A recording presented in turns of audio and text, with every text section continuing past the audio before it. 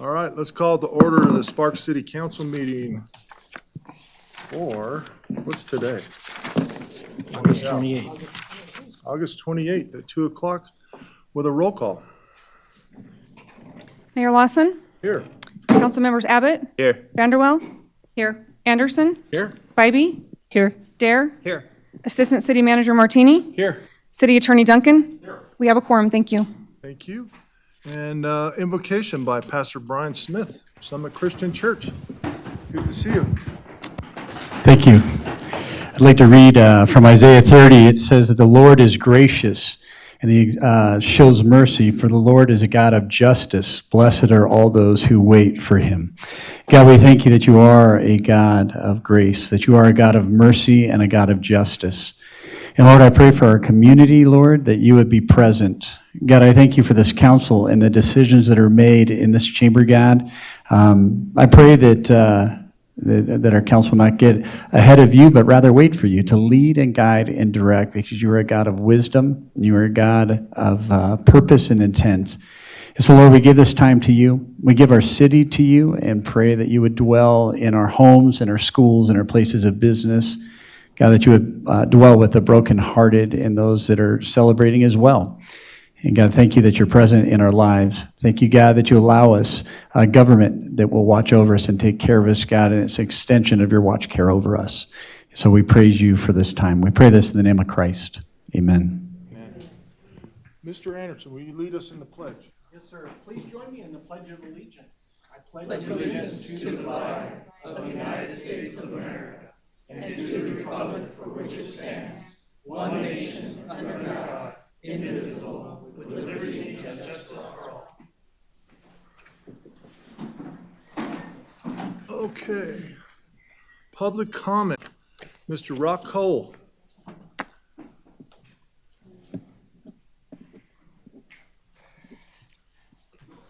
Good afternoon, City Council. My name is Rock Cole. I'm here to speak about the Five Ridges project. One thing I haven't mentioned in several meetings is the reality of a boulder rolling down off these steep slopes during construction. Chris, you've been at my house. You know how steep that hill is. The rock gets away from it. It's probably coming through my house. I've told you guys over and over, the only way that I'm going to be protected from sediment transport off these steep slopes is to have riprap with fabric. Right here in the House Moran letter, it states that the 2-to-1 slopes will be covered with filter fabric and riprap. That's a professional hydrologist agreeing with me. Every time I've talked to Blake Smith and Kerry Chisholm, they've always said the same thing, that they can't riprap the whole slope because the city of Sparks won't allow them to. It doesn't look natural. Well, there's nothing natural about a man-made slope. It'll never look natural. The first consideration should be protecting a lower landowner, which is Nevada state law. I want to read to you something out of the Truckee Meadows Regional Drainage Manual. This is Nevada Supreme Court 96 NEV A.505. We choose to follow the view adopted in a majority of jurisdiction that a governmental entity's substantial involvement in the development of private lands which unreasonably injures the property of others is actionable. The last thing I want to do is to have to take action. But it'll be the first thing I'll do, and I'm prepared to do it if I get damaged. I have all that video of crystal clear water coming off that hill. As soon as I get muddy water in my yard, will be the next thing that happens. And everybody thinks that, or probably thinks I would go after money. I won't. I might go after legal costs, but the number one thing I'll go after is for those slopes to be repaired and made right to where I don't get damaged every time a big rainstorm comes. And the cost of doing that is going to be astronomical compared to doing it now.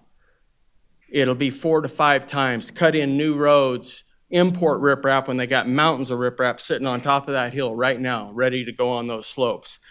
If you won't let them riprap those slopes, does that mean that you have substantial involvement in this project? Because I will get damaged. I'd bet my house on it. And, you know, there's right and there's wrong, and there's responsible development and there's irresponsible. This is irresponsible. If these slopes had a ditch at the bottom of them, go into a detention pond like they all do on the inside of this project, I wouldn't be sitting here because I know I wouldn't get damaged. That muddy water would hit that ditch, go to the detention pond, settle out, and everything would be good. But I don't. It comes straight down to my yard, and it needs to be made right. Thank you for your time. Thanks, Rock. Pam Dar, followed by Marcy Coopersmith.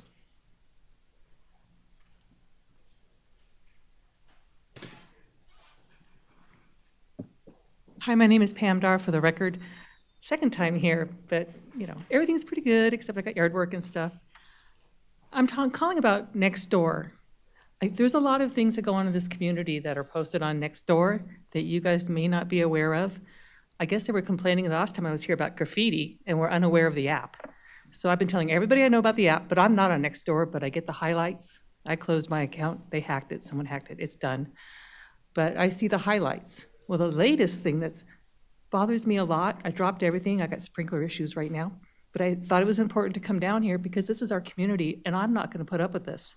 Safeway is allowing teenagers to go into their store all hours of the morning to ride the handicap scooters, grab whatever they want, including alcohol, and go right out the door. And when asked the people that work there, they're instructed by the corporate office not to stop them. I'm sorry, but if you sell alcohol as a business, you will get fined, a heavy fine. You possibly lose your license. But also people I know with a fixed income are paying for that shrinkage. That's not acceptable. That's not the town I know.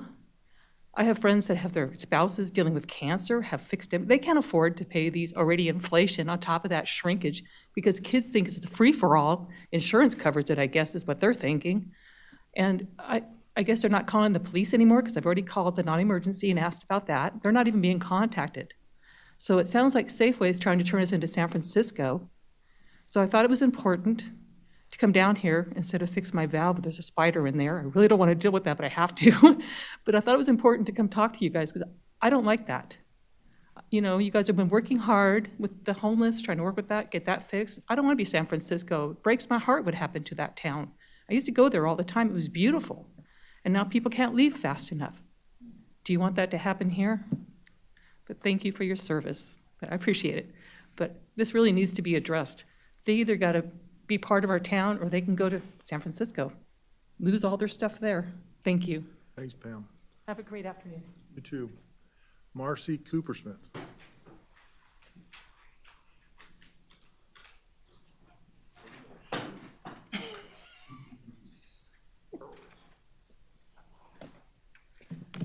Hi, good afternoon, Mr. Mayor, Sparks City Council members. My name is Marcy Coopersmith, and I'm Vice Chair of the Sparks Senior Citizen Advisory Committee. And my name is Andrea Belto, and I'm Chair of the Sparks Senior Citizen Advisory Committee. And today we're here just to invite you to 2 super senior events. So we're doing, I don't know if I share this with you, the second Friday of every month, we've now designated as Fun Friday. And at the Sparks Senior Center, we're getting somebody to come entertain the seniors. And Washoe County is bringing their soft ice cream machine. And so we're doing ice cream and entertainment on the second Friday of every month. So we would love, whenever you're available, to have you guys come out, especially Attorney Duncan, who loves ice cream, to come out. Oh, sorry, Mayor. Sorry, Mayor. So I think Wes might be a little ahead of you when it comes to ice cream. So, but yes, so any second Friday of the month that you're available, we would love to have you. We're doing it at noon, right after the seniors finish lunch. And so basically noon to 1 is ice cream and entertainment. Thank you. Okay, and Tuesday, September 5th is Senior Fest, the biggest senior event in Washoe County, or actually one of the largest, if not the largest. That's at the Reno Town Mall. Tuesday, September 5th, 9 a.m. to 2 p.m. There's generally 50 to 60 vendors that participate, like the who's who in the senior agency world. And I have to say, you guys are always there. Everybody always said, so is the Sparks Mayor and the Sparks City Council coming again this year? Can't say that about a lot of others, but they all expect you guys to show up, so we're hoping that you'll be there. And that's it, and thank you for supporting seniors. Yeah, and September 8th will be the next Fun Friday. Line dancers, all the women, senior line dancers, and they were the number one at the Older American Month, American Idol, Senior American Idol. They won. They're very, very cool to watch them dance. Thank you. Thank I gotta you. see that myself. Line dancing, I love it. Anyone else in the public wishing to speak at this time? All right, seeing none, we'll bring it back to the dais. Looking for an approval of the agenda.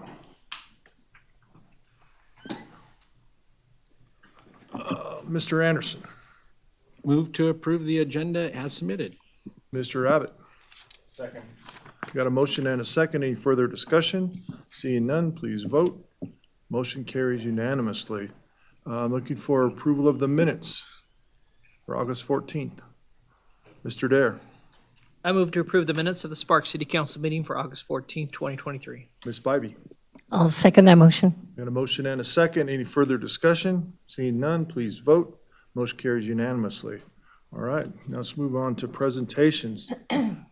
Proclamation for Project Bear Hugs. You have someone here for Project Bear Hugs? Come on up and have a seat, and we'll ask you to speak after Ms. Bybee reads your proclamation. Thank you, Mr. Mayor. Whereas Hannah Hubyar is a dancer, a 4.0 college student, a best-selling author on Amazon, a top 100 influential leaders in Nevada, the Flight to Freedom Philanthropist of the Year, and she founded Project Bear Hugs in 2013 at 15 years old.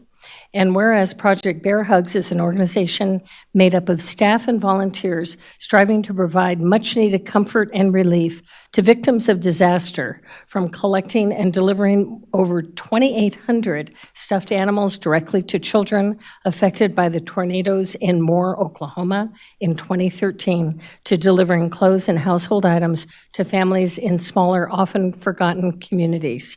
And whereas Project Bear Hugs strives to reduce the mental and physical impacts of climate change and related disasters on our most vulnerable populations, and over the last 10 years, Project Bear Hugs has successfully provided much-needed comfort items and donations to thousands of disaster victims across the United States. And whereas support for Project Bear Hugs includes corporate giving drives to collect donations, team volunteer drives during distribution events, grant and sponsorship opportunities, and partnership and education programs. And whereas Project Bear Hugs recently celebrated a decade of being a force for good, changing lives, and lighting up the darkest corners with hope. Now, therefore, on behalf of Mayor Ed Lawson, Mayor of Sparks, Nevada, we hereby proclaim August 28, 2023 as Project Bear Hugs Day.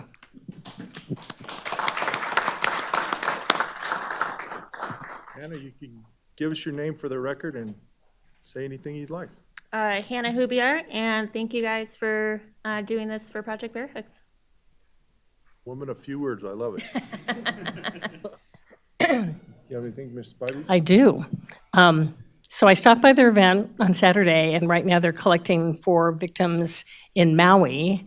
And I know it's, to get items to them is probably, timeline's not right, but I did go online to your website. Can you give us that website, and people can contribute anytime designated for specific or for the work that you're doing, so that people have an opportunity to support what you guys are doing, which I think is awesome. Yes, our website is projectbearhugs.com. Okay, let's get a picture with Ms. Bybee.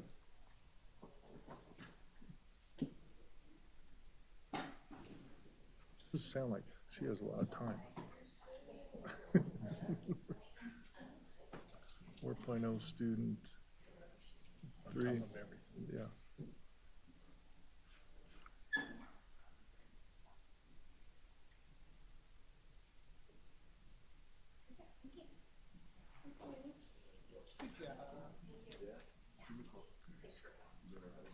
Thank you, Anna. Good job, Mama.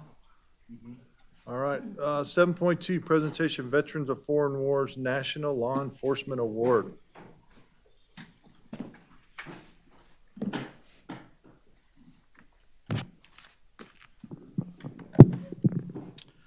Mr. Mayor, City Council, my name is David Souza. I am representing today the Veterans of Foreign Wars as the National Awards Committee member. We will recognize 2 residents in our community today showing the dedication and support they provide to our VFW, the City of Sparks, and our community. Each year, the Veterans of Foreign Wars selects an emergency medical technician, law enforcement, and firefighter personnel to receive VFW Public Service Awards from the national office. We encourage our community to nominate personnel by November 30th of each year. During the 2022-2023 VFW program year, VFW Silver State Post 3396 of Sparks, Nevada, selected for the VFW National Law Enforcement Public Servant Citation, Deputy Chief Clint Bellamy. Deputy Chief Clint Bellamy of the Sparks Police Department has been awarded the VFW National Law Enforcement Award for his dedication and selfless service throughout his career. Bellamy has demonstrated a highly professional and exemplary service to both the community and the nation. His commitment reflects the proud core values and traditions of the law enforcement profession, earning him the admiration and respect of his peers and the local public. This honor recognized Bellamy as an exceptional example of those who wear the badge, upholding the high standards of the VFW. The citation reads, "The Veterans of Foreign Wars of the United States, VFW National Law Enforcement Award awarded to Deputy Chief Clint Bellamy in recognition of sincere appreciation of his dedication and selfless service to the Sparks Police Department. During Clint Bellamy's outstanding career, he has maintained a record of highly professional and exemplary service to the community and the nation. His extraordinary commitment to clarify illustrates the proud core values and traditions of the law enforcement profession, further highlighted by the degree of admiration and respect of both his peers and the local public he serves. Deputy Chief Clint Bellamy is truly an exceptional example of all who wear the badge, and this honor reflects the proud ideals and high standards of the Veterans of Foreign Wars of the United States. In witness whereof, we have hereunto set our hands of the official seal of the Veterans of Foreign Wars of the United States, Commander-in-Chief Timothy Borland and Adjutant General Dan West." Nice.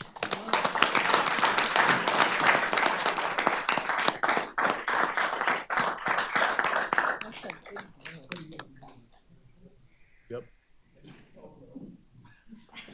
Tom.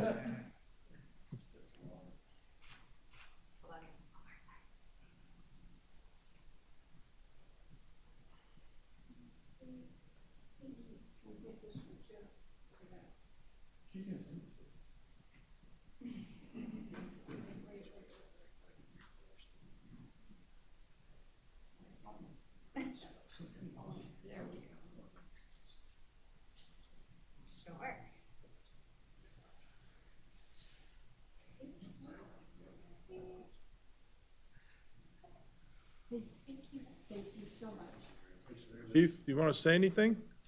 Sure, yes, sir. Come on.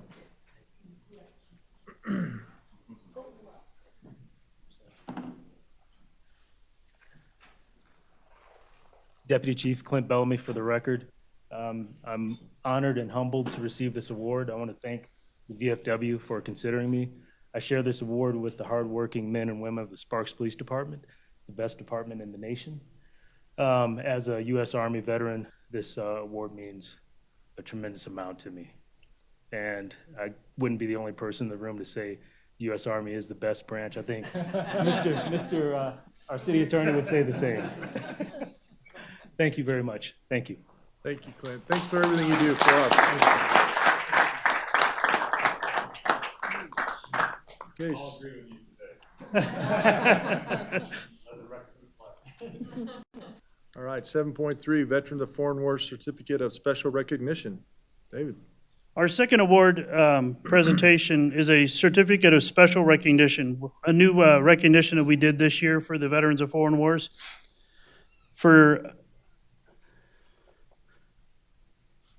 Trying to go off my notes. We are going to recognize Kimberly Weingartner.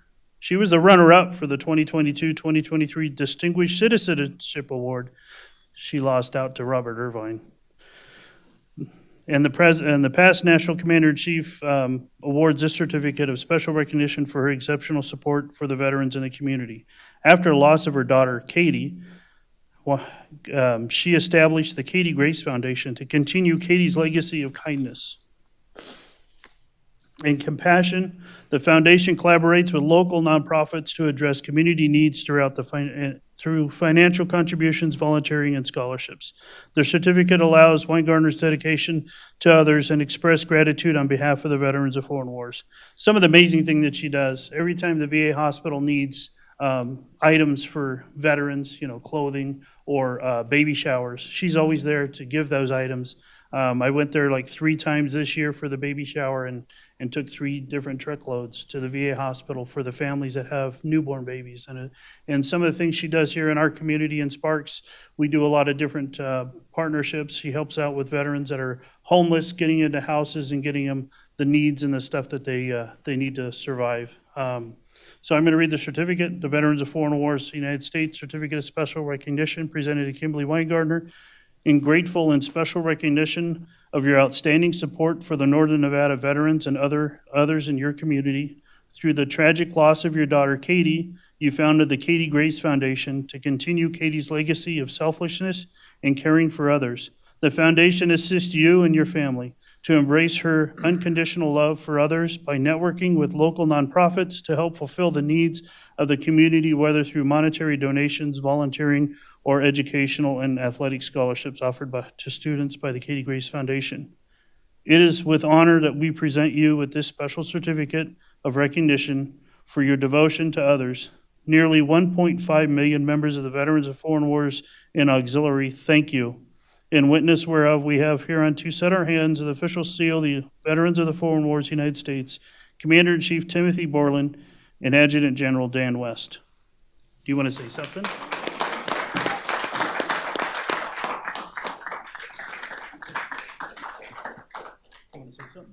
Yes. Do you want me to do that first or this first? Good morning, afternoon, actually.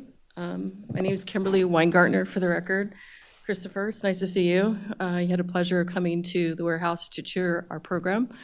I just want to let you know that a little bit more about the program. We currently receive items from 10 warehouses in Reno. We call them spoils, so it would be everything that would be going into a landfill. I receive about 4.5 pallets a week of pet food that we redistribute. For the last 4.5 years, it's over 575,000 pounds that we've kept from going in landfill. On an average, I just received from ITS Logistics as one of my main supporters, as well as Keefe, those are the ones in Sparks area. We have a few more out in Legends area that also give to us, but it's been, with all the cumulative warehouses, it's been over 1 million pounds that we've saved from going into the warehouse, which we in turn redistribute to 154 nonprofits free of charge in our area. And this is all done through the love of Katie. She was very kind. She was very beautiful, but you knew you were loved by Katie. So that's kind of what we give back to the community. We're here to unite the community and not to divide the community. We're currently making our rounds at the Sparks Fire Department. I did see a fire department sitting over here. Caraway has donated 10 pallets of cookware, beautiful cookware, about $600 for a kit of cookware. And each firehouse in our Reno, Truckee Meadows, and Sparks Fire Department will be the recipient of all of those, all the cookware for their firehouses. And so sorry, I'm a little nervous. I wasn't expecting to speak this long. But thank you for having me here today. And David, you've been a huge supporter, and the VFW has been amazing to me.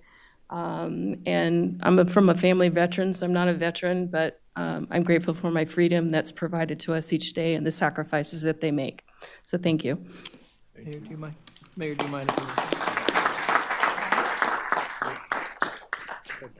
Real quick, I know you're taking a picture, but I did want to say just real quick, without question, she's been very supportive, but the one thing that's awesome is what you're doing in the north is actually hitting our whole state. I know you're doing some stuff in Las Vegas, and I even was just on a call the other day with one of the officials you're talking to, and they're still looking to help. And so kindness goes a long way, and you've been a big advocate for that.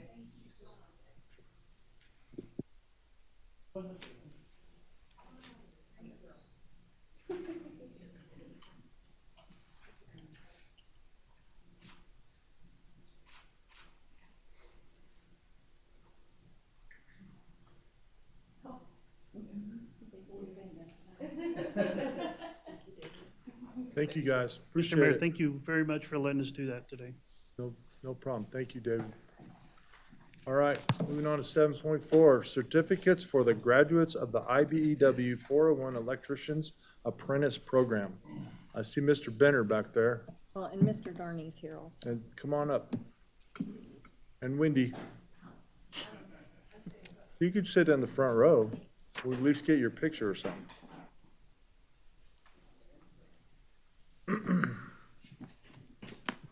Okay. Thank you, Mr. Mayor. I am just going to read into the record the 2023 graduate lists of apprentices that graduated into journeyman into the IBEW 401 Electricians Apprenticeship Program. In telecommunications, we had Rico Moreno and Connor Sawyer. The other graduates were Casey Barnett, Matthew Corey, Nicholas Gasanto, Cage Francom, Justin Hackle, Jacob Henderson, Zachary Hudson, Jake Marshall, Philip Moulton, Pedro Perez, Darren Centillas, Zachary Smith, Vincent Staffa, Matthew Wentfield, James Williamson, Dakota Young, and Rodrigo Zanaros. And I apologize if I butchered anything. So, and we have, Other lists? no, that's Okay. the next. Okay. That's the next one. Probably do both at the same time. Okay, can I go ahead and I'll read through both? Yep. And then we can just let them speak, okay.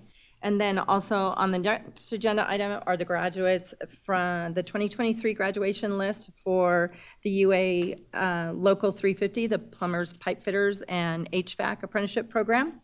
Christopher Anderson, Ishmael Arzon, Joel Bates, Kelly Caston, Michael Corbett, Keith Cox, Tyler Severly, Mark Krieger, Lawrence Griffin, Tiffany Hebel, John Holt, Denver Hughes, Carnegie Jacoba, Philip Jamie, Saw Law, Samantha Lott, Raymond Mullins, Sean Mullery, James Ontiveros, Giovanni Perotti, Kyle Rich, Stefan Schmaltz, Douglas Bay, Jacob Wamper, and Isrardo Zaragoza.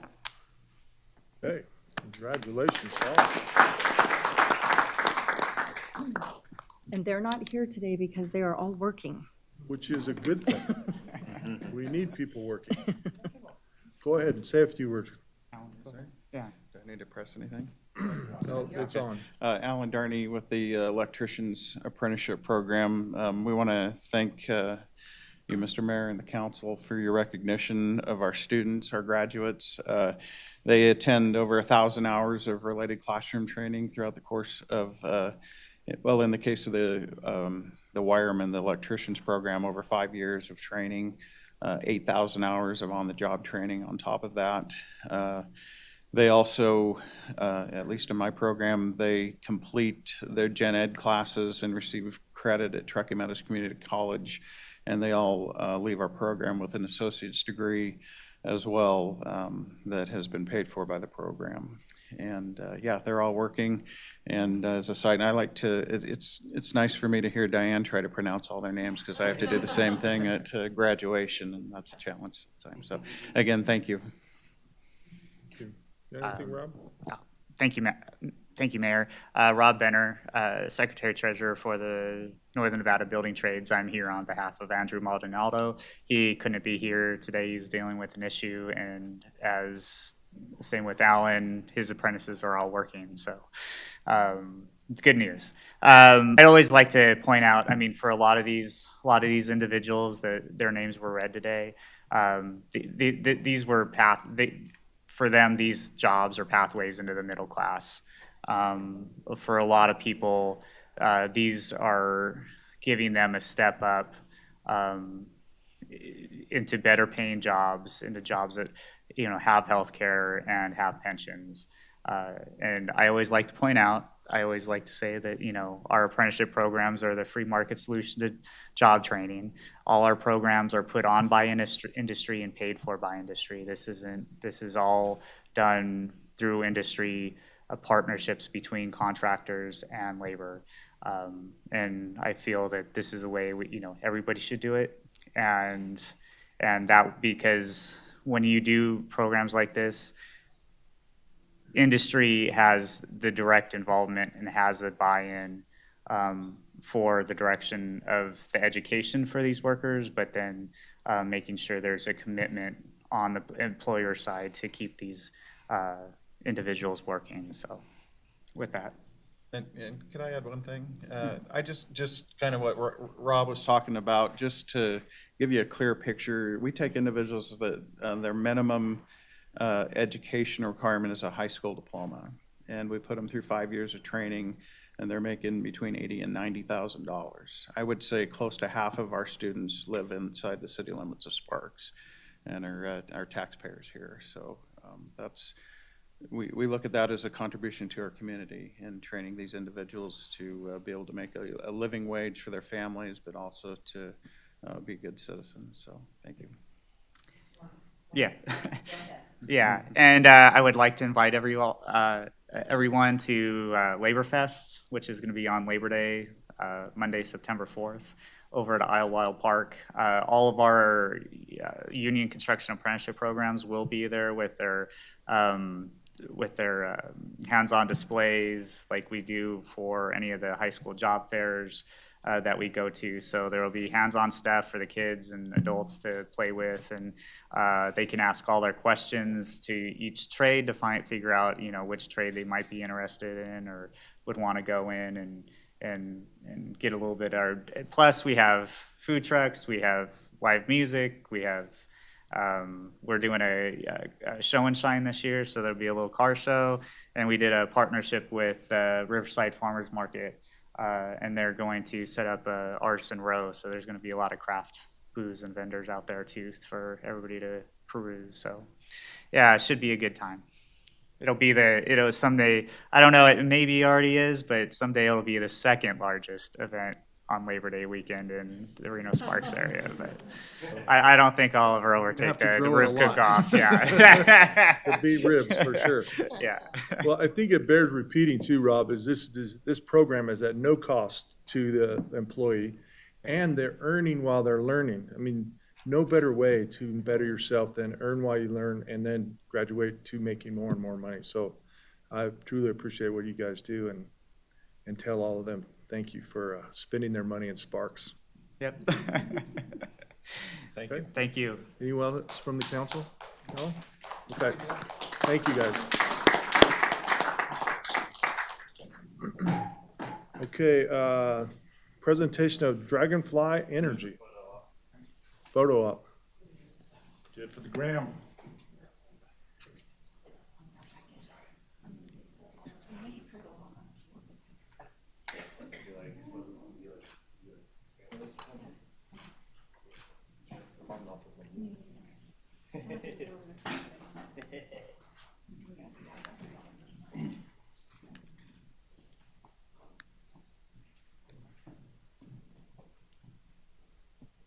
Good afternoon.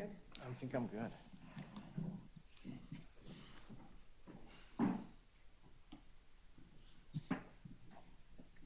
Okay, go ahead. Give us your name for the record, please. Thank you. Dominic Sennett for the record. Good afternoon, everybody. Mayor Lawson, City Council members. My name is Dominic Sennett. I am Senior Counsel and Director of Government Affairs for Dragonfly Energy. First off, thank you very much for allowing me to present our company to you today. And I want to say thank you to Councilmember Vanderwell and Bybee. I met them at a legislative event at the beginning of the year, and they invited me to come present here. So that's why I'm here. So thank you. who is Dragonfly Energy? Dr. Ferris is our CEO. He started Dragonfly Energy over 10 years ago in Washoe County. He left his position as a tenured professor in aerospace and mechanical engineering to start a battery company in Reno, Nevada. He got his MBA from UNR and started the company a little over 10 years ago. We employ 180 people, both from Reno and Sparks. Our main facility is in Reno, but we have a state-of-the-art R&D facility, research and development facility in Sparks, and I believe it's in Ward 1, Councilmember Abbott, right off of Gregg Street. What we're doing, we're displacing lead-acid batteries in various industries in our core markets, and we're expanding into new markets. We are also working on the future of battery technology that's transforming conventional cell production and moving on to a solid-state battery in the future. We are an industry-leading business in deep-cycle lithium-ion batteries. Our company's goal is to reduce the cost of green energy storage, making it more widely accessible to all. We sold $86 million in revenue last year, and we've sold over 250,000 batteries. We also have over 55 patents, and our patent portfolio is actually one of the big part of the Dragonfly's future. It goes to the future of manufacturing, production, and the solid state as well. So our batteries are deep cycle. We don't produce EV batteries. They're mainly for longer duration storage. And they have lithium iron phosphate, which generally has a longer life cycle than other batteries. Our batteries cycle for approximately 10 years, which is our warranty. Let's see. Our products. We have a full line of batteries specifically designed to be drop-in replacement for lead-acid batteries. Our most recognized brand is Battleborn Batteries. It's a direct-to-consumer brand that is produced by Dragonfly Energy. And we also have a line of products coming out that will have Intelligence, which is a battery communication system incorporated with an app. Our current markets are RV, marine, industrial, and stationary applications. And we have a strong focus on manufacturing, research and development, and we have a strong focus on automation as well. We have a director of automation who has designed and built the robots and the other machines that we use in our process. Now, I'm sure a lot of you have heard about the Nevada's lithium loop, supply chain issues with regards to the production of lithium, both from mining all the way through to recycling. We are poised to be a big part of this, and as we look to vertically integrate in Nevada, our goal is to be able to manufacture lithium-ion batteries here in Nevada with local industry and local employees. On that note, we just started producing the anodes for lithium batteries. We built out a pilot line. There's the anode and the cathode in the battery, and we just started producing the anode, soon to be cathode production and hopefully full cells by the end of the year. So to be able to be producing lithium-ion batteries in-house in Nevada. We have offtake agreements with other companies, such as Ioneer, when they start producing out at Rhyolite Ridge, not in the Reno-Sparks area, but still in Nevada. And we also have a letter of intent with Aqua Metals to purchase recycled lithium. So we are not just pulling lithium out of the ground to produce our batteries. So the future really is a dry deposition process, which is part of our patent portfolio. And it is enabling battery production to go from a very large industry-intensive process to a much smaller footprint, both with space and electricity, which reduces the environmental impact compared to conventional manufacturing, and then also to move on to a flammable solid-state battery. Dragonfly Intelligence is technology that will provide Battleborn batteries with communication capabilities via a mesh network, which enables remote monitoring of the entire lithium battery banks through an app. And one of the main products in that line is a Dragonfly Wing. It is an expandable power storage solution, easy to install for home storage or industrial or mobile. It can be paired with solar or other renewable energies for behind-the-meter energy storage. And one of the reasons that working at Dragonfly is actually exciting to me is the next evolution of power, looking for a more stable grid, the incorporation of more renewable energies, and increased safety. So with all of that, I wanted to close with kind of how can we help with the city of Sparks? We have, as the city of Sparks looks towards sustainability goals and looking towards the future, there's a local option for a lot of battery storage. With regards to mobile fleets, we do generator replacement, can help with powering lift gates and charging of power tools on bigger products or on bigger units and rigs. We can replace the auxiliary power unit, whether that's powered by a lead acid battery or a diesel generator, which in many cases. There's also a variety of stationary applications for this: school zone lights, crosswalk lighting, emergency lighting and power backup, highway monitoring. A bunch of uninterrupted power supply situations where the telecom sites, cell sites, and surveillance video. There's also applications for traffic identification for intelligent transportation systems. So as you look towards the future, I just wanted to introduce Dragonfly, if you didn't know us, and thank you very much for your time. Dragonfly is proud to be Battle Born. We're proud to be part of the Sparks community, and thank you for allowing me for this introduction. Okay, thank you. Any questions from the council? Mr. Dare?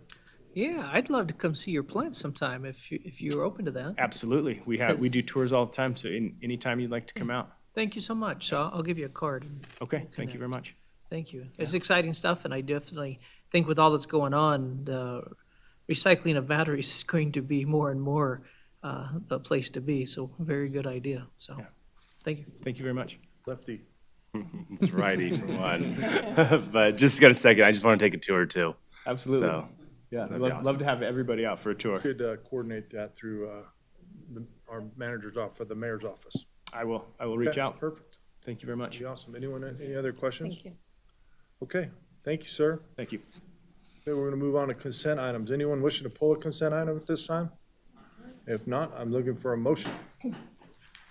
Mr. Anderson, Move to approve consent item 8.1 is submitted. Ms. Vanderwell, Second. got a motion and a second. Any further discussion? Seeing none, please vote. Motion carries unanimously.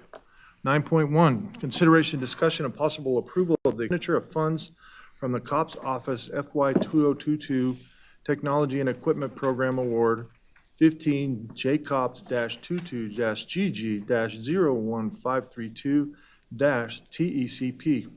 Thanks, Chief. In the amount of $1,400,000 for the purchase of radios and radio equipment for the City of Sparks Police Department, Fire Department, and Public Works Department. Chief Crawford. Thank you, Mayor. Great job on that. Good afternoon, Mayor Lawson and members of City Council. For the record, I'm Chris Crawford, your police chief. Before you today is a request for expenditure of nearly $1.4 million in monies to purchase handheld and vehicle radios from L3 Harris to include related components. On November 14th, 2022, City Council accepted $1.4 million from a congressionally directed spending grant. The funds were directed to be utilized by the City of Sparks for the purchase of P25 handheld and vehicle radios for public safety and emergency management purposes to be compliant with the countywide radio system upgrade. The funding was placed into a community-oriented policing services technology grant, as the police department is the primary user. The fire and community services departments will also receive radios as part of this grant. There are no matching funds required of this grant. We would like to thank our federal congressional delegation for their assistance, and that is what I have for you today and before you for any questions. Questions from the council? We love it when pennies from heaven in the amount of $1.4 million. Mr. Dare. So I know we're getting all these without question. We continue to look at expansion and need for more. And as that goes, are we ordering a little extra to make sure we have that for growth, or do we just get what we get and then we have to start budgeting for potentially new officers to have the same thing we need? How does that work? Currently, this will go to all our staff and their required equipment, and then we'll have to plan for the Just future plan- for plan, yeah. additions. And so this is the new wave of technology that should last for a while? So Yes, it is, Okay, yes. cool. Thank you.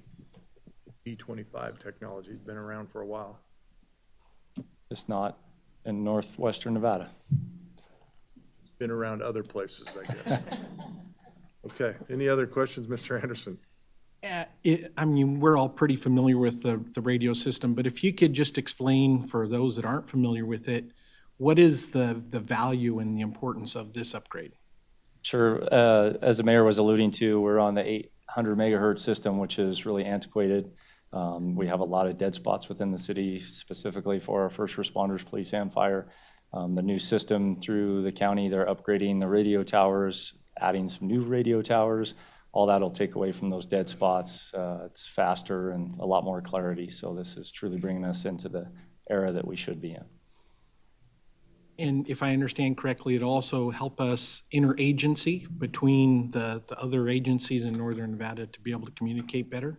That's correct. There's a build-out plan for the entire state. It started in Southern Nevada. They're completed. So Northwestern Nevada's next, then Northeastern Nevada will follow. So that will make the whole state able to communicate much better. Awesome. Thank you, sir. Okay, anyone else? All right, thanks, Chief. Move on to 9.2. We might need to. Oh, you want to vote on that? Yeah, we better vote on it, or we don't get the money. Okay, Mr. Dare. I move to approve the expenditure of funds from the COPS Office FY 2022 Technology Equipment Program Award, 15JCOPS-22GG01532 TECP in the amount of $1,400,000 for the purchase of radios and radio equipment for the City of Sparks Police Department, Fire Department, and Public Works Department. Now have you read that number again. I think you missed one letter. Did I? 15JCOPS-22GG01532 TECP. Thank you. Ms. Vanderwell. Thanks. Second. Okay, I got a motion and a second. Any further discussion? Seeing none, please vote. Motion carries unanimously. 9.2, consideration, discussion, and possible approval of Forensics Services Contract AC 5980 with Washoe County Sheriff's Department in the amount of $963,493 for fiscal year 23-24. Chief. Thank you, Mayor. Once again, for the record, Chris Crawford, your police chief. Before you today is a contract with the Washoe County Sheriff's Office for forensic services for fiscal year 23-24. Last year, I discussed the Sheriff's Office was working towards implementing an a la carte system of forensic billing. Currently, the crime lab conducts several tests on a single item sent to them. Some of the tests are not necessary for our cases. Due to the improvements in the science, the crime lab is working to allow us to choose which tests we would like performed, thus reducing the costs and time. This will ensure a better stabilization of costs moving into the future for the City of Sparks and the Police Department. However, the Sheriff's Office is still not yet able to complete this task and therefore has agreed to a fixed cost for forensic services for FY 23-24 of $963,493 per the attached agreement. This amount is fixed for this fiscal year and will remain the same regardless of services rendered. We have reviewed other options. The closest are out of state. This would require courier services and/or employees to transport evidence, no less than once per week. Much of the reporting required would then be returned to the lab here in Washoe County for reporting in the federal system, as it is required to be submitted by a lab within our state. At this time, the additional costs associated to an outside lab is not fiscally sound. The amount requested for the services was funded in the police department's FY 23-24 budget. That's everything I have for you, and I'm here for any questions. Questions from the council? Okay, I'm looking for a motion then. Mr. Abbott. Move to approve the forensic service contract AC-5980 with Washoe County Sheriff's Office in the amount of $963,493 for fiscal year 23 and 24. Mr. Anderson. I'll second the motion. I've got a motion and a second. Any further discussion? Seeing none, please vote. Motion carries unanimously. Thank you. 9.3, consideration, discussion, and possible approval of a contract AC 5979 between the City of Sparks and the Reno Housing Authority in the amount not to exceed $1,455,000 for fiscal year 23-24 and $1,455,000 for fiscal year 24-25. Total contract award not to exceed $2,910,000 to provide residential rental assistance to households residing within the City of Sparks with an option to terminate the contract at the conclusion of fiscal year 23-24. Amy Jones. Good afternoon, Mayor Lawson, members of council. For the record, my name is Amy Jones, Housing Specialist. At the August 14th council meeting, council directed the city manager to accept the $3 million in funding appropriated to the city of Sparks through Assembly Bill 396 and to negotiate a contract with the Reno Housing Authority to administer a rental assistance program on behalf of the city. I am before you today requesting approval of a contract between the city of Sparks and the Reno Housing Authority. As you will recall, AB 396 requires the funds to be used for programs for rental assistance for persons who are elderly, persons with disabilities, families, and persons facing an unexpected emergency. The rental assistance programs will include eviction prevention to prevent households from being evicted, and a senior short-term rental assistance program to support seniors that have experienced a rent increase. Households must earn less than 80% of the area median income, and the unit must be located in the city of Sparks. We're here today to review the contract and the process. Residents will meet with city staff at City Hall to complete the application, and the city of Sparks will retain a 3% administrative fee to cover the costs associated with completing those applications. RHA will process the applications and obtain any additional information as needed and make the final approval or denial of the application. RHA will communicate with the manager or owner of the property, obtain the lease and ledger, and calculate payment. And RHA will advise the manager of when the property or when the payment will be issued. RHA will notify the resident if their application has been approved or denied, and RHA will issue all payments. As it was discussed at the August 14th meeting, it is important to get the funds into the community quickly. The overall contract, if approved today, will be effective August 28th, 2023, expiring June 30th of 2025, with the option to terminate as of June 30, 2024. RHA will receive a 10% administrative fee in the amount of $150,000. A total of $1,305,000 will be provided for rental assistance. The RHA will be required to submit monthly reporting that will include the amount of rental assistance spent during that reporting period. Staff will be reviewing the amount of funds that have been expended on a monthly basis to ensure that RHA is on track to spend those funds. And if not, the city may reallocate the funds at any time. And at least 50% of the funds must be expended by February 28th of 2024. In April 2024, the RHA will provide a presentation to council on the program performance, and this will allow council the opportunity to decide if they will feel the contract should be terminated at the conclusion of fiscal year 23-24. And again, all funds for 23-24 do have to be expended or incurred by June 30th of 2024. And council may choose to terminate the agreement at the conclusion of fiscal year 23-24, or they can continue through fiscal year 24-25. The recommended motion is listed on the screen. That concludes my presentation. I'm happy to answer any questions. And Heidi McKendry, the Deputy Executive Director for the Reno Housing Authority, is here should you have any questions for the RHA. Okay, Mr. Dare.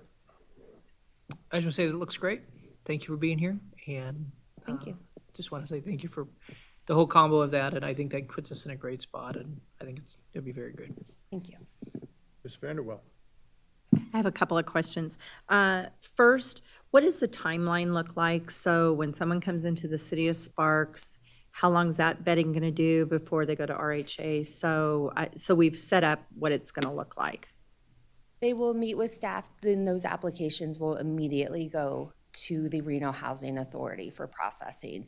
And understanding that these individuals are in an eviction process, right? They're going to be evicted at any time within the next week or two. So we want to make sure that we are processing those quickly, and RHA has that understanding as well, as they will get those applications and they will process them timely to make sure we can get those payments to those landlords, if not immediately or as quickly as possible, that communication that this payment is coming. Great, thank you. And then the second question is, if the city of Sparks can reallocate unspent funds, does the money have to go to another nonprofit to do it, or can it be a for-profit business? So with that bill being so vague, it's not clear whether that is an option or not. That's something we can look into if that's the direction council would like to choose in the future. Okay, thank you. You're welcome. Ms. Bybee. A couple questions. Thank you, Amy. So how do we get the word out to the average resident who needs that assistance? Is that RHA would be doing that? Is it in combination with City of Sparks, social media, overall media? How so that people know about it? Well, how is that happening? That is a great question. You know, when we were working with Washoe County, a lot of that messaging came through our partnering agency. That's agencies that seem to work really well. So I think it will be important to notify our partnering agencies that this assistance is out there, as well as through social media via the city's website or city social media and RHA.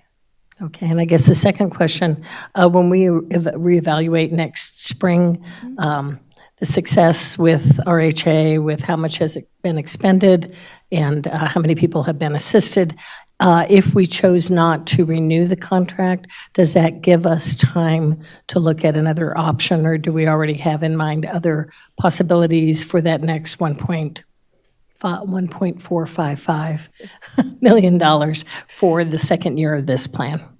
The intent with that April meeting is to be able to provide the city time should we decide to terminate that contract and bring on another partner to administer those funds, should that be the council's choice. Okay, thank you. Okay, anyone else? You got senior advocate right behind you. You needed to speak to her. So, thank you. All right, I'm looking for a motion. Ms. Vanderwell. I move to approve the contract AC-5979 between the City of Sparks and the Reno Housing Authority in the amount not to exceed $1,455,000 for fiscal year 2023-2024 and $1,455,000 for fiscal year 2024 to 2025. Total contract award not to exceed $2,910,000 to provide residential rental assistance to households residing within the corporate limits of the City of Sparks, with an option to terminate the contract at the conclusion of fiscal year 2023-2024. Mr. Abbott. Second. I've got a motion and a second. Any further discussion? Seeing none, please vote. Motion carries unanimously. Thank you. Madam Clerk, 9.4, it's a first reading. Thank you, Mr. Mayor. This is a first reading for Bill Number 2813, an ordinance amending Sparks Municipal Code, Section 9.40.040, solicitation of ride, business, or contribution from driver or occupant of vehicle prohibited. Section 9.61.10, outdoor fires and portable open flame devices.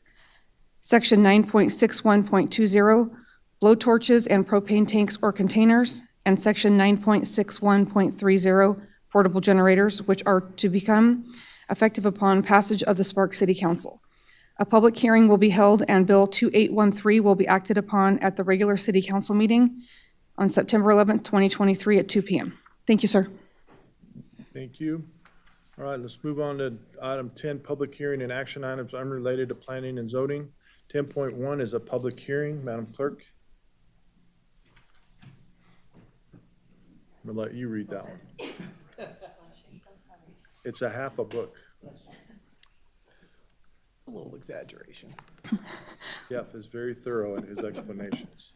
Thank you, Mr. Mayor. Public hearing consideration of possible approval of Bill Number 2814, an ordinance of the City Council of the City of Sparks, Nevada, authorizing the issuance of its City of Sparks, Nevada general obligation limited tax fire station bonds, additionally secured by pledged revenue, Series 2023, in the maximum aggregate principal amount of $15 million for the purpose of financing fire protection and/or building projects for the city, providing the form, terms, and conditions of the bonds and the security therefore, providing for its adoption as if an emergency exists, and providing the effective date. Thank you, Mr. Mayor. Okay, Mr. Kronk.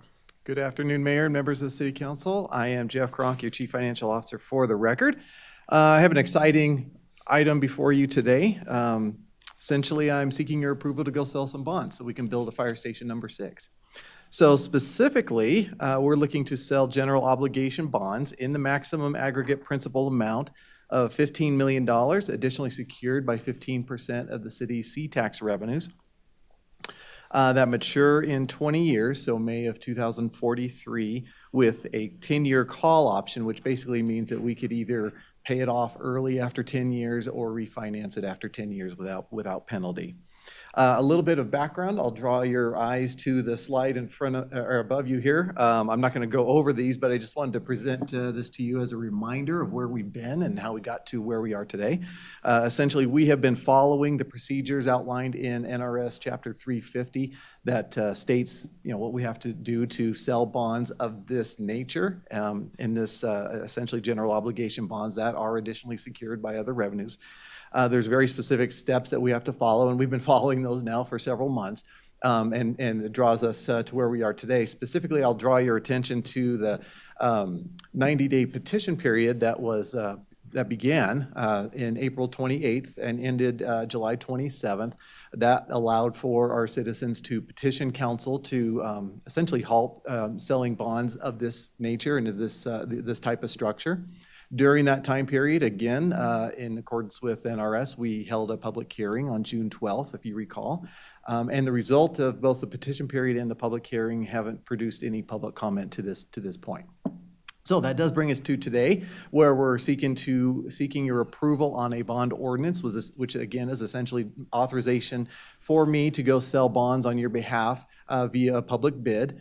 And these bonds specifically, as I said before, are general obligation bonds pledged by a backing of our 15% of our C-tax revenue, and that's important to state again because we're structuring the debt service related to these bonds such that the first 3 fiscal years, specifically 24, 25, and 26, will be interest only and line up with the additional C-tax revenue bonds that are currently outstanding.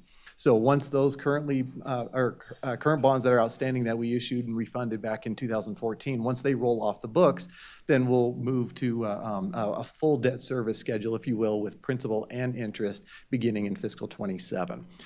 We do expect that full interest, the principal and interest full debt service payment to be about $1.3 million. And in the staff report, I gave you kind of a snapshot of what the market could be.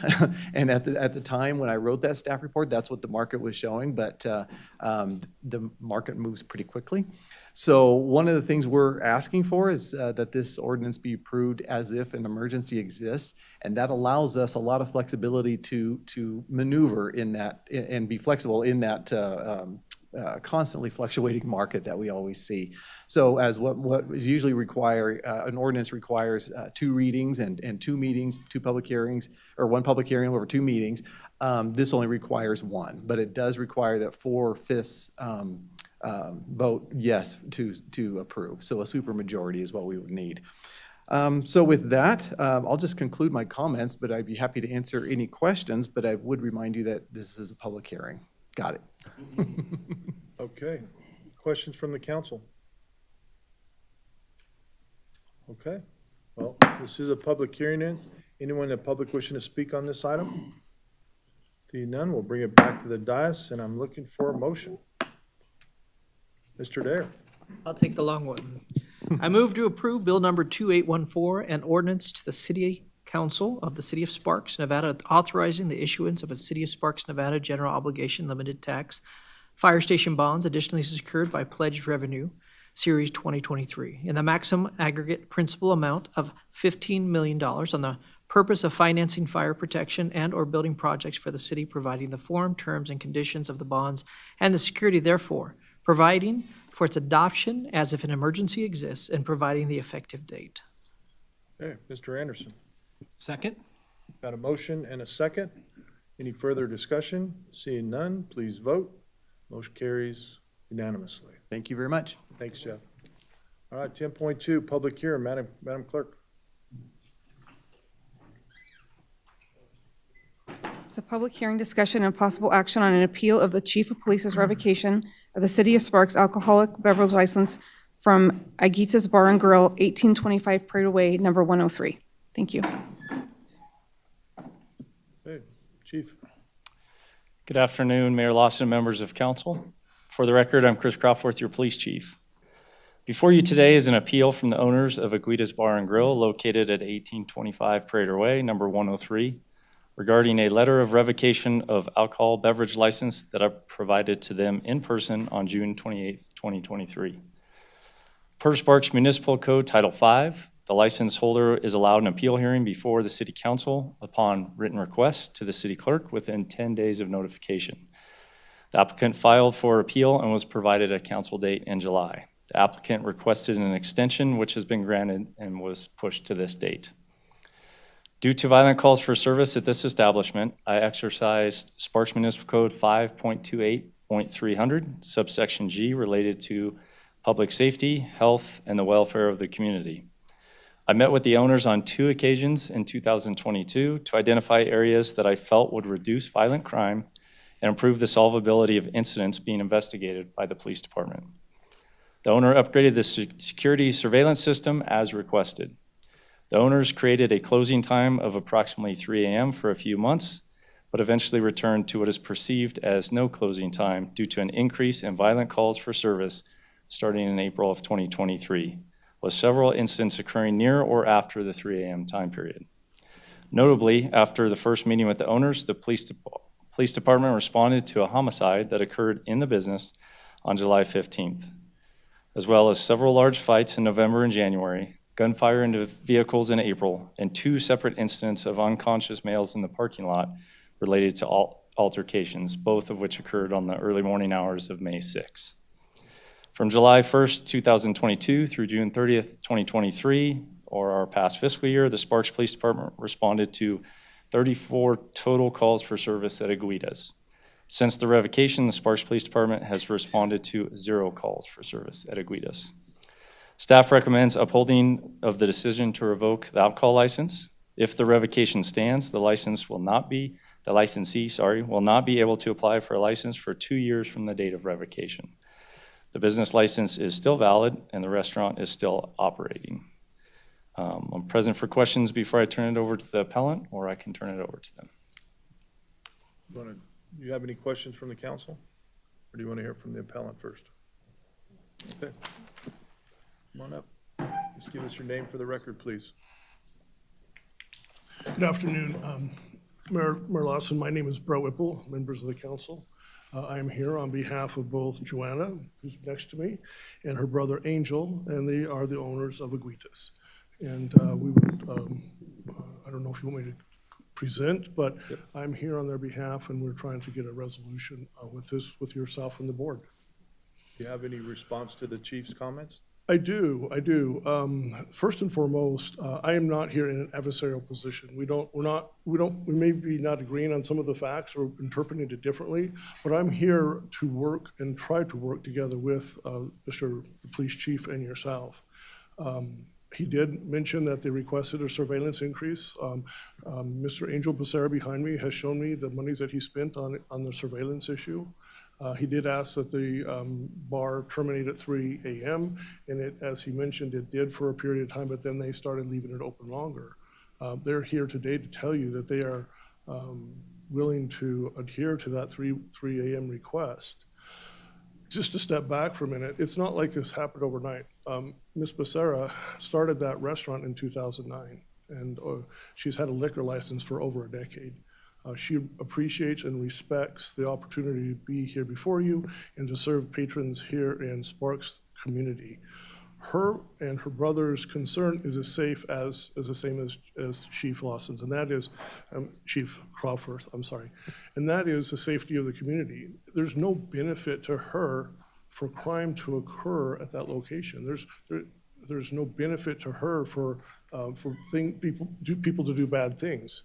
She's simply a person who has had that restaurant for over a decade, has run it successfully, and wants to continue to run it. So I'm coming here in a position of trying to mediate or remediate or address some of the issues versus a black and white termination. She's asking essentially for a second chance. And she's retained my services to hopefully get that second chance and show good faith and an intent to comply by the regulations that Chief Crawford wants, and to work with the community to make sure that this establishment is a safe establishment for all those involved.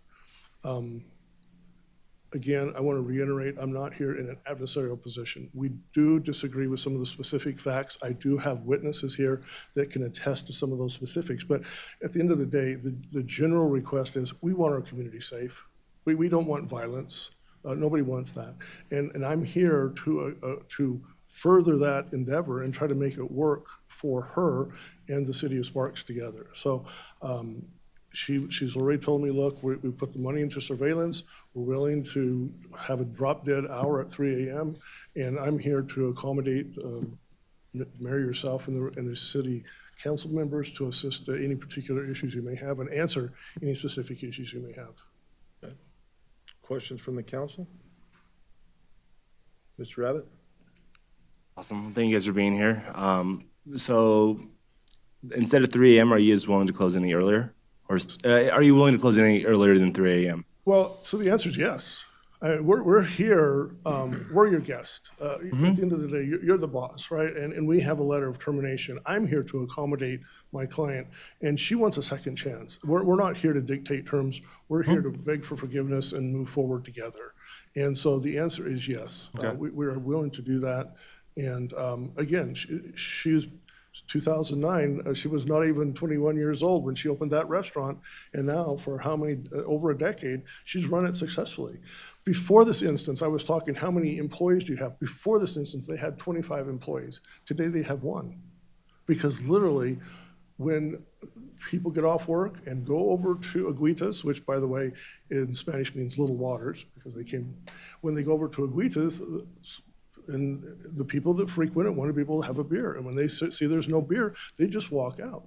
So she's losing substantial monies, and consequently has gone from 25 employees down to 1 just because it doesn't give patrons the service that they want.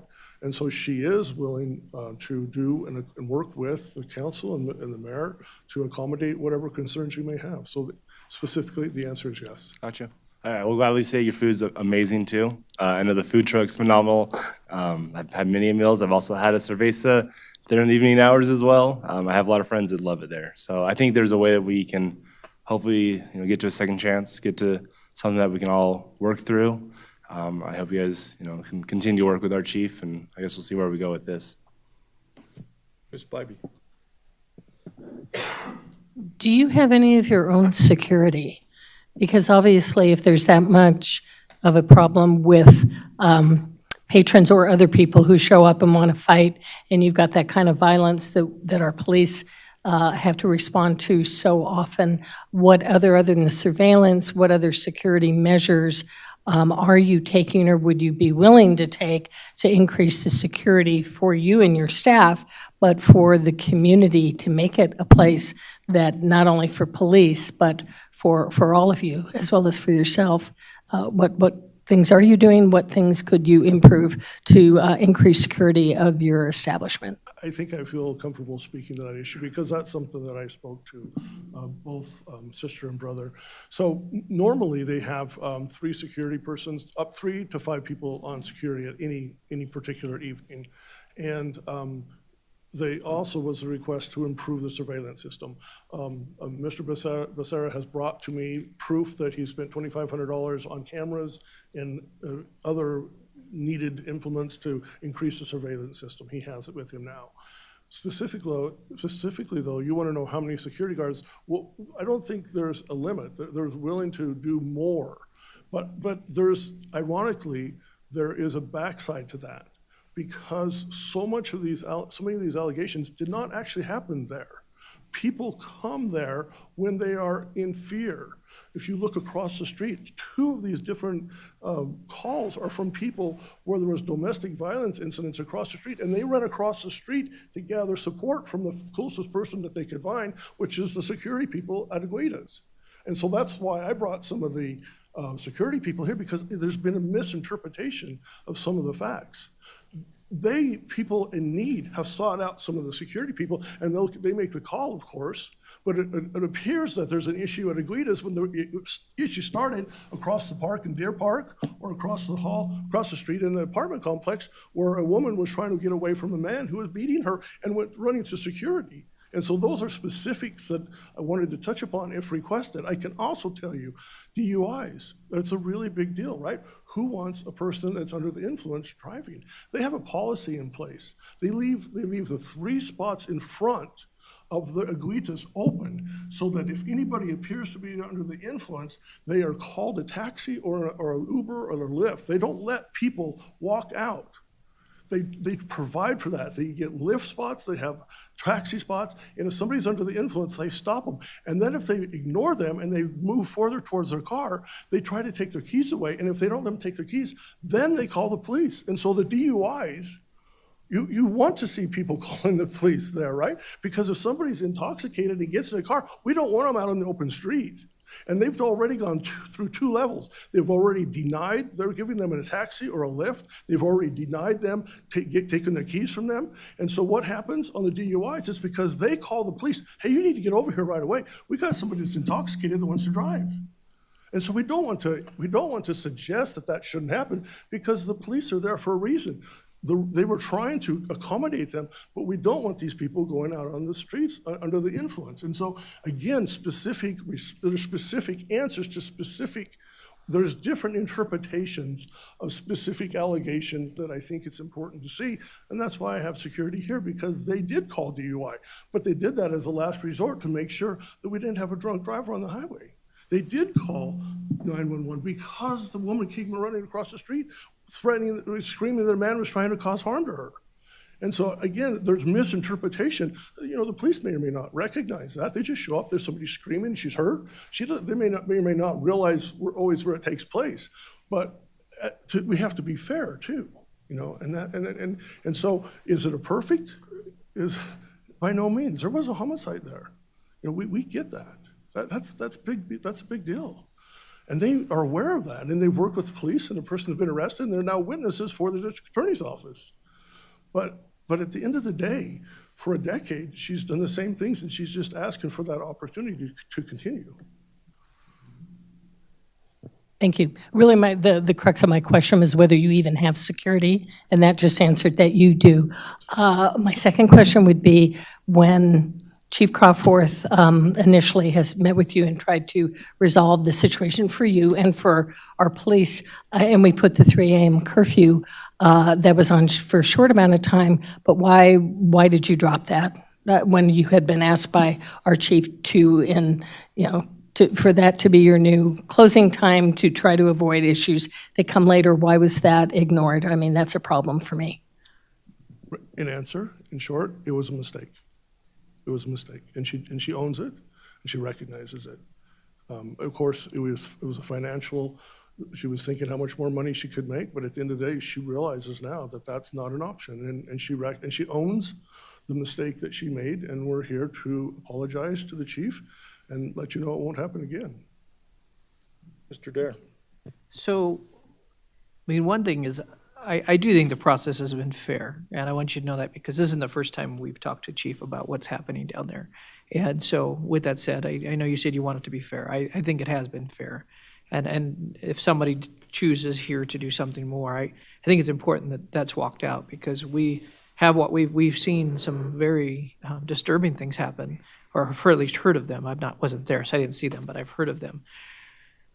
With that said, we do support small businesses. I think it's important, and even small minority business. I say that that's something that we actually invest in, we stand with, we love to see, but we cannot, I have a very hard time thinking of the fairness to all of what our chief does and our police do. And let's just say we even take off a few of the calls that you mentioned. Okay, I won't even dispute that a few of them maybe whatever, but you can imagine that's a lot of calls to one place, even if we take off half of them. Even if we said 16, I mean, there's something going on there. So I would say this, and that's a question for you, and then I have a couple questions for the chief. What changes can you imagine that you can do? And truly, I appreciate you've been in business 10 years, all those things. I hear it all. However, major changes have to be made to where our police feel that you are safe for, at least for me, to feel like I can say there's anything else. And I appreciate you had surveillance, but you've had surveillance, and that hasn't changed anything. I mean, they gave you times, and we chose not to use them, and I appreciate that you admitted some mistake. Mistake has consequences. I'm sorry to say that, they do. Some of these things, but I mean, we'd love to see you thrive as a business. So that I want you to hear, but it can't be on the thing of, well, we're going to keep doing the same thing over and over and expect different results. It just doesn't, it doesn't make sense to me. And one of our number ones is safety in our community. So I would ask, and I'd love to hear, I mean, I don't know who's prepared. If it's okay. Again, Sure, I understand, no I did take the problem. opportunity, and by no means is Ms. Okay. So the answer is twofold. First of all, there's the issue of attributing issues that occur outside the business to the business itself. And there are actually at least 2 to 3 other businesses in that same area. Next door to them is a liquor shop, grocery store, liquor store. Now, it closes at midnight. But also in that same parking lot is a food truck, and it stays open until, serving people all night. And then there's an AA home as well, where they have parties that sometimes go after hours. And again, I just drove by, visited. They take ownership of what's occurring there. I think there's going to need to be some communications with the other businesses as well to try to make sure that they address, if they're going to be attributing all these issues that happen here, they want to be able to communicate with all the other businesses to make sure that they work together. So that's number one, work together with other businesses that are too. The second one is me. It is me. I'm here for a reason. They recognize that it's a privilege to have a small business in this community. They want that small business to continue, but they also want it to be safe, and they want to work with the chief. So they brought me in, hopefully that I can be in a position with some background and help them on some of these tough decisions. And if they, if it comes down to some of these crucial decisions, that we have a discussion with the chief ahead of time. That's why I'm here. Mr. Anderson. Thank you. I appreciate you guys being here so that we can hear your side of the case. So you mentioned just asking for another chance or a second chance. And believe me, I'm all for that. Lord knows I've had plenty of second chances throughout my life. And my concern, though, is reading through the history here, this isn't the second chance. May 18th, 2022, August 3rd, 2022. And then this was actually the third round when the chief came and said, I'm sorry, but we're pulling the license. So we're not talking third chances. And kind of going back to what Councilman Dare said, you can say, oh, we're going to take care of it. And I realize, the 2 points that you just mentioned here, but I'm having a little trouble believing that you've already had a couple chances. The decision was made to ignore those, and here we are. So I don't want to suggest, so Chief, and forgive me, Chief Crawford met with my client and actually her brother, because who's here, on May 18th and August 3rd in an effort to try to resolve it. I was not privy to that. I don't know what was discussed. I don't know if it says you have to make these changes or we're gonna terminate it. I don't know. I do know that there was an issue with regard to surveillance. I do know that I have a receipt that I can provide to you today showing that their surveillance was improved. They responded to that specifically. I do know that there was a request that it terminate at 3 a.m. I do know that they enforced that for a while, but over at some point, they relinquished, and we've already discussed, that was a mistake they made. Had I been involved, that wouldn't have occurred. So I agree with you. They've met with the chief twice, but at the end of the day, I don't think they recognized that the business that they'd had for over a decade was going to be jeopardized. And again, I wasn't privy to that, and the chief, he'll be able to address that issue. But they did not recognize the severity, I don't think, of what could happen. And now they own it and they're working through that, and that's why I'm here. And I can only tell you that there's a reason I'm here, right? They didn't walk away. They're here fighting for the continued existence of Agüita's ability to serve alcohol up to 3 a.m. They're fighting for that. They recognize it's a privilege. They recognize that each one of you have your own independent vote. But we are here because we want what we believe to be a second chance.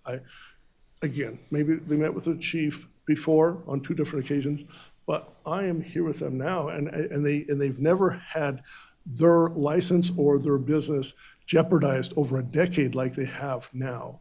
And so that is the game changer. That is why I am here, is because we are asking for an opportunity, second chance or a third chance, as you may term it, to work through this issue together. I am not an adversary today. I'm here to help and try to bring parties together and make it work for my client and the city of Sparks, because we all want the same thing, and that is violence not in the community. We want to have a safe place to go, and that only helps her business. Okay, any more? Chief, you want to come back up?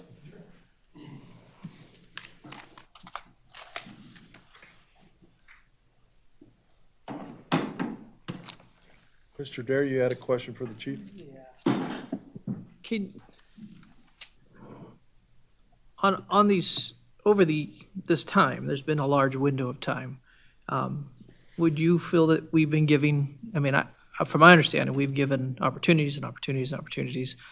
Since we've closed that down, we've seen violence drop, which is huge.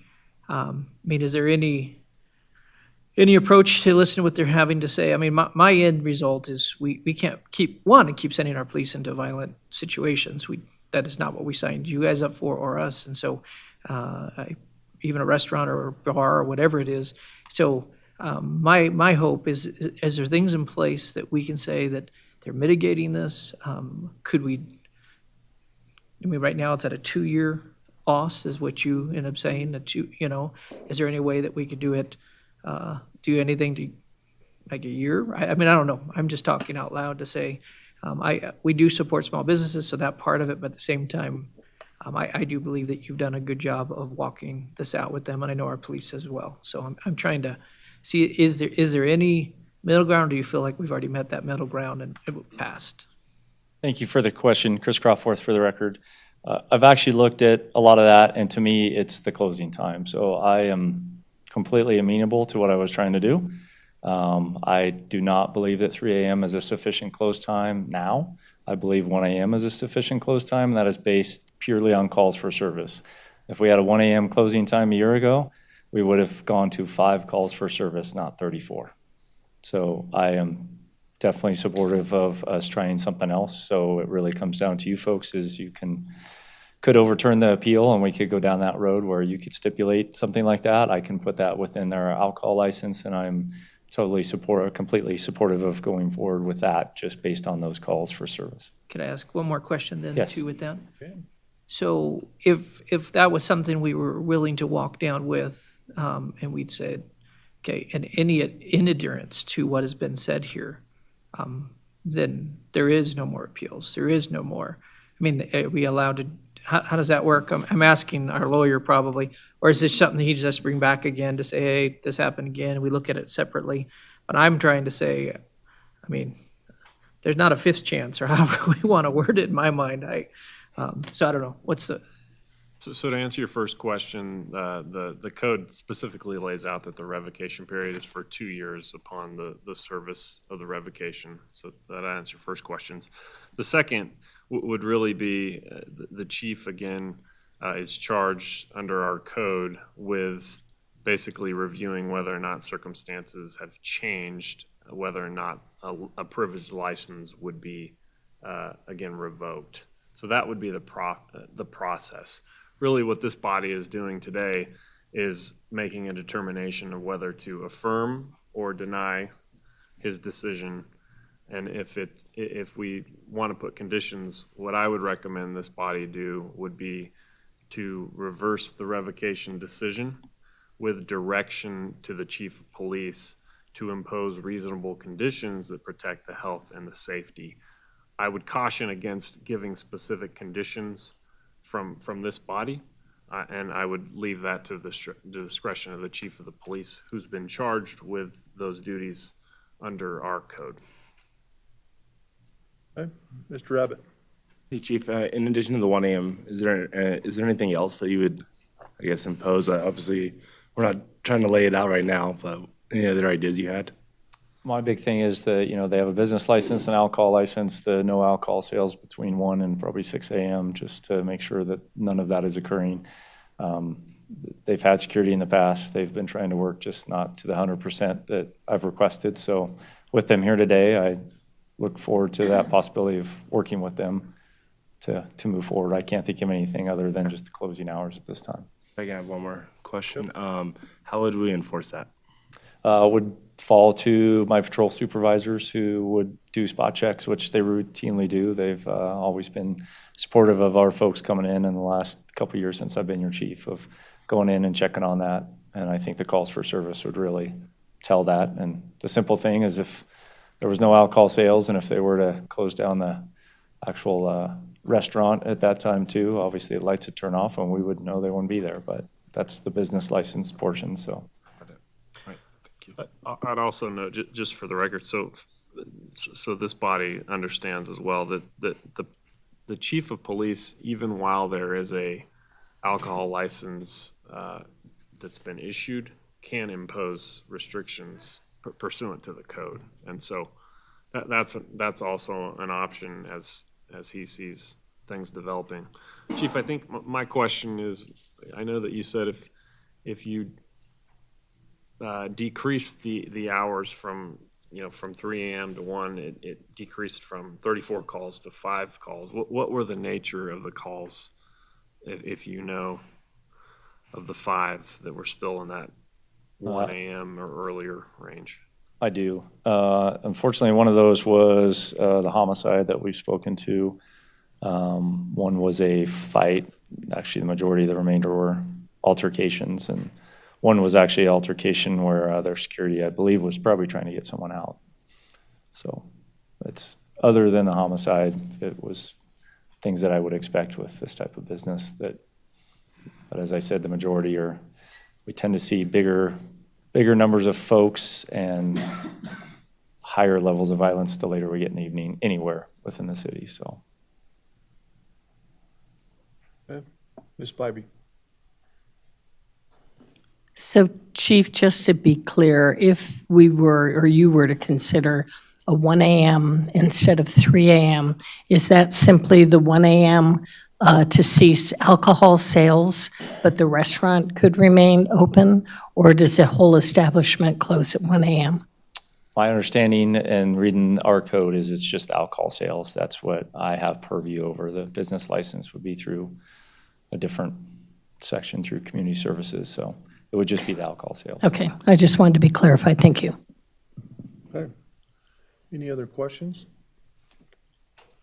Do we need a minute to formulate a motion? I think we have to open it up. Mr. Mayor, I'd recommend you hold the public hearing, and then I would request a 5-minute timeout to work on This is a public hearing. Anyone in the public wishing to speak at this time? Seeing none, we'll bring it back to the dais, and we'll take a 5-minute recess to craft a motion.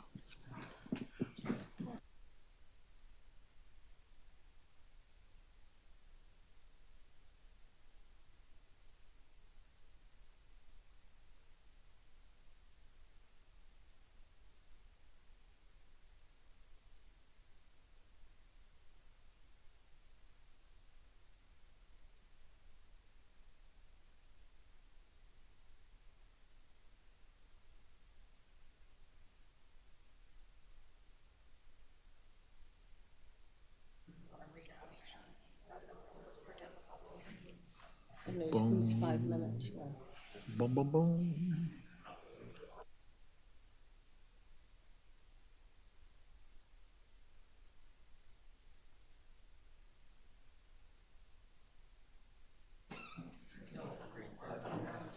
All right, let's call this meeting back to order. And now I'm looking for a motion. We have a motion up there?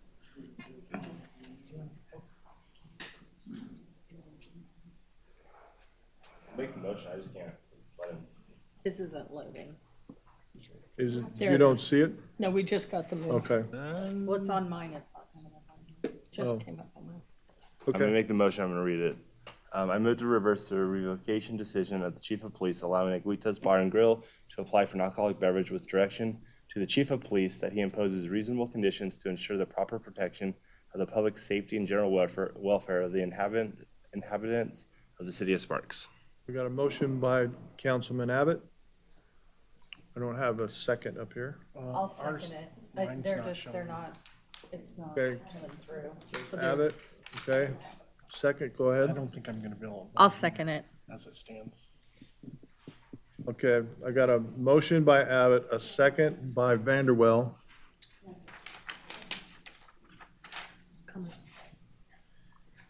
Julie, I don't have anything showing on mine. He's got no voting capability. Same. And neither does, neither does mine. We're gonna have to kick it old All school. right, turn on the Jeopardy music. I do have comments. Do. Got a motion? Okay. All right, I have a motion by Abbott, a second by Vanderwell. Any further discussion? Thank you, Mr. Mayor. I would just like to say the most important thing to me and to our responsibility as council members is the safety, public safety. It's what we spend our most time, our most money, and the biggest obligation we have to the residents across this city, and I don't think any of us take that lightly. For that reason, I am in 100% support of Chief Crawforth for all of the work he does, for everything he's doing across our city to improve safety for all residents, and that is my utmost importance to the chief, and yet supporting businesses is important to me too. So in looking at how we can come to a reasonable agreement and resolution, it's only for me. I can support this if I know that you are going to be working with him and abiding by everything he tells you to do for the benefit of our residents and for the benefit of you and your business and your customers, that I would, and if not, we'll be back here again. But I want support of our chief, and whatever he feels are, whatever conditions he puts on, have to be abided by, or I can't support this motion. Thank you. Any further discussion? And I'll echo that. My main concern is for our police officers. And when you walk into a bunch of drunks, that's one of the most dangerous situations they ever enter into, besides domestic violence. So that, to me, is the high part of, we need to get past that. And I will guarantee you that I don't think this council will be as generous for a fourth chance. Okay? So we got a motion, we got a second, we've had our discussion. All those in favor signify by saying aye. Aye. Opposed? Motion carries unanimously. Good luck. Okay, comments from the public. Do I have anyone from the public wishing to comment at this time? Okay, seeing none. Have any announcements from the mayor, city council, or assistant city manager? No comments today, Mr. Mayor. Mr. Dare, you have something? I just have one. I just want to make sure everyone knows we do have a big Chamber of Commerce is stepping up and going to come out to the marina and on September 7th and do a cleanup day in the Marina Park in that area of the Nevada Veterans Memorial and help do that. And if any businesses out there want to join them, I think it's awesome when we can all collaborate together, and it's pretty awesome. So September, it's going to be from 9 to 11 on September 9th. I say the 7th, September 9th, Saturday. Thank you. Mr. Anderson. Speaking of shout outs like that, KTMB in conjunction with the Dolan Auto Group this last week had 25 employees down there working at Rock Park to clean things up down there. And just want to give a shout out. I am so proud of our community members like Dolan Auto Group for putting forth the effort to help keep our city looking beautiful. Thank you. Hey, anyone else? Rabbit? Yeah, and this coming Lefty? This coming Thursday's music at the marina at 5 o'clock. So just gotta give a shout out for that. So come out, enjoy the music, and enjoy the food trucks. We always have yummy places to eat at. All right, anyone else? With that, we are adjourned. I need your gavel because somebody stole mine. Uh-oh. I have no gavels. Okay, hang on a couple minutes, and we'll be Gavels you need. starting the redevelopment agency. Oh, then I'll put them in there. Here, if that one's yours, I'll just take two. Who's in I'll here? take two. Okay, you can have those. Yeah, they moved them out of here.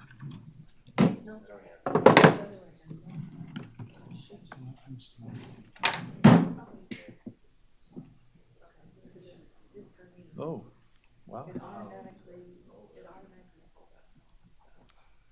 Okay. All we Are got is we up to not yet? 4. Oh, there we go. I'm sorry. There we go.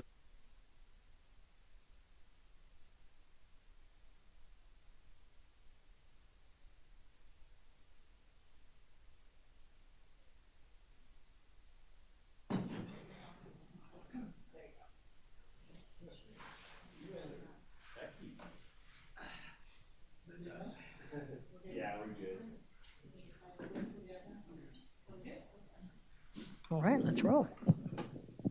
Okay, I would like to call to order the meeting of the Sparks Redevelopment Agency of Monday, August 28th, 2023, with a roll call. Agency Chair Bybee. Here? Agency members Lawson. Here. Abbott. Here. Vanderwell. Here. Anderson. Here? Dare. Here. Assistant Chief Administrative Officer Martini. Here. Agency Attorney Duncan. We have a quorum, thank you. Thank you, Madam Clerk. Moving on to item 3.1, public comment. Do I have any public comment? Seeing none, we will move on to item number 4, 4.1, approval of the agenda. Looking for a motion. Agency Member Vanderwell. I move to approve the agenda as submitted. Thank you. Agency Member Anderson. Second? I have a motion and a second. Any discussion? If not, please vote. Motion carries unanimously. Moving on to item number 5.1, consideration, discussion, and possible approval of the minutes of the Sparks Redevelopment Agency meeting for July 24th, 2023. Looking for either corrections, additions, or a motion to approve. Agency Member Dare. I move to approve the minutes of the Sparks Redevelopment Agency meeting for July 24th, 2023. Thank you. Agency Member Lawson. Second. I have a motion and a second. Any discussion? If not, please vote. Motion carries unanimously. Moving on to item number 6, consent agenda items. Okay, I don't have anything more on that. Let's see. Looking for a motion to consider consent items 6.1 through 6.2. Agency Member Vanderwell. I move to approve consent items 6.1 through 6.2 as submitted. Thank you. Agency Member Abbott. Second. I have a motion and a second. Any discussion? If not, please vote. Motion carries unanimously. Moving on to item, or maybe not, 8.1. Comments from the public. Do I have any comments from the public? Seeing none, we'll close comments from the public. Moving on to item 8.2, announcements from the agency and Chief Administrative Officer. Any items, Mr. Martini? Anyone else? Seeing none, we'll close that item. And item 9.0, adjournment. This meeting is adjourned. Thank you.